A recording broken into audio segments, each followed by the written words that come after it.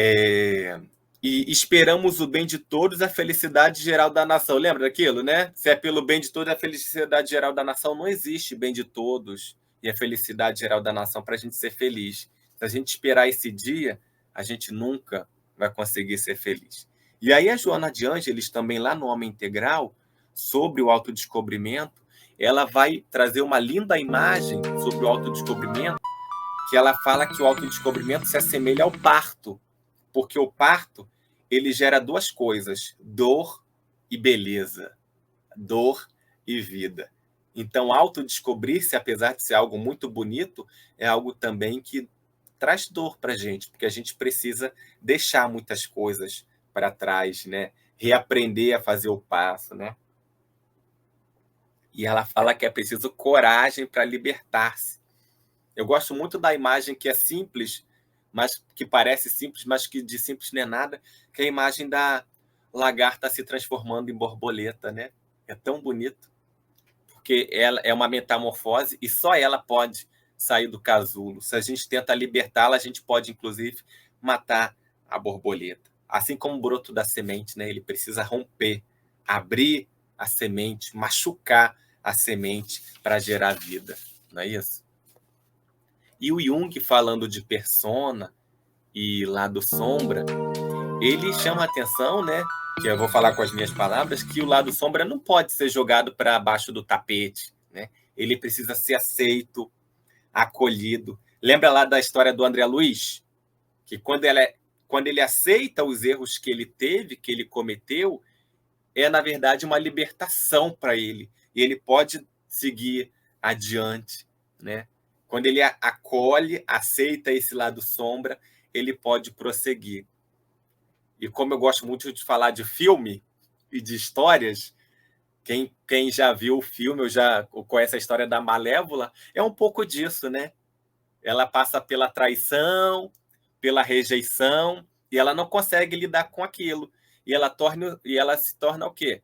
Fria, má, e no final a gente descobre que ela não é tão má assim, né? Na verdade, uma capa que ela está usando ali para parecer que é má, mas que na verdade é para esconder as suas fragilidades. E tem um filme sobre a Cruella de Vil, quem conhece os 101 Dálmatas, né, que foi um filme da Disney da década de 60, que depois tem várias versões, e a Cruella é a vilã, a grande vilã da história, perseguindo os dálmatas para querer matar os dálmatas e fazer uma roupa com a pele dos dálmatas, né? E tem um filme que foi lançado sobre a história da Cruella, a Cruella jovem, né? Porque na história dos 101 Dálmatas, ela já é uma mulher mais velha e tal. Então, conta a história de por que a Cruella se tornou essa Cruella, né? Essa mulher cruel, essa mulher tão má. E vai mostrar toda a trajetória, a sucessão de eventos que fizeram com que ela se tornasse isso, né? Então, é porque isso mostra que muitas vezes a gente não sabe lidar com os nossos conflitos, tanto os externos, os internos, então, nem se conta, né? Então, quando a gente consegue também perceber o outro, a gente consegue acolher o outro. Quando a gente entende por que o outro também é daquele jeito e ele está tão preso dentro das suas dores que não consegue ver mais nada, né? É como um animal, lembra? É só perceber quem tem animal, já viu um animal machucado, se você tenta ajudar, o que ele faz? Ele te dá uma bocada, né? Ele não quer nem saber, é algo instintivo. Por quê? Ele acha que vai sofrer novamente. Então, dando mais um exemplo, o exemplo do Coringa, né? Que ele é uma pessoa que sofre de transtornos psíquicos, mas também teve uma vida que não foi muito legal com ele. E isso faz com que o seu lado sombra fosse mais acentuado e ele se tornasse esse vilão aí, né? O X-Men também tem um, um personagem que é o Magneto, que é um mutante, né? O grande pano de fundo do enredo do X-Men são os mutantes tentando viver em um mundo de pessoas ditas normais. Se a gente for ver, na verdade, esses mutantes são uma grande alegoria de muita coisa que a gente pode imaginar por aí, né? Dessa vida que não é nada fantasiosa. E o Magneto, na verdade, ele é um mutante que ele, para tentar ajudar os mutantes, ele acaba virando um anti-herói, porque ele acaba sendo um vilão com os humanos. Ele quer eliminar os humanos, porque ele sofreu tanto que ele não confia em mais nenhum humano. Então, mais uma vez, esse lado sombra de uma pessoa que foi tanto perseguida, né?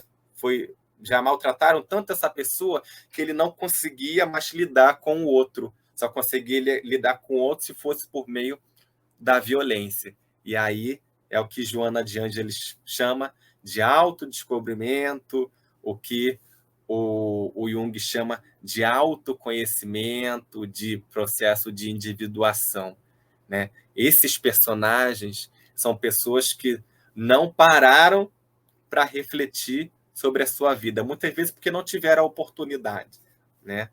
Como eu já falei, a dor às vezes é tão grande que não consegue parar para refletir sobre isso.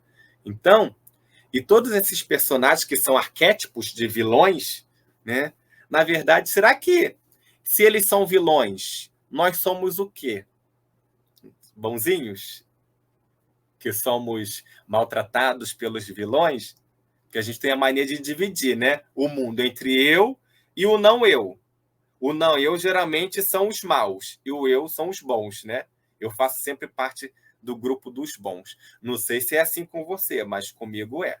Tenho que confessar. Mas, na verdade, tudo está junto e misturado, né, gente? A persona, o lado sombra. Em alguns momentos, o nosso lado sombra se acentua mais, em outros menos, né? E por isso que a gente precisa buscar o equilíbrio entre essas forças.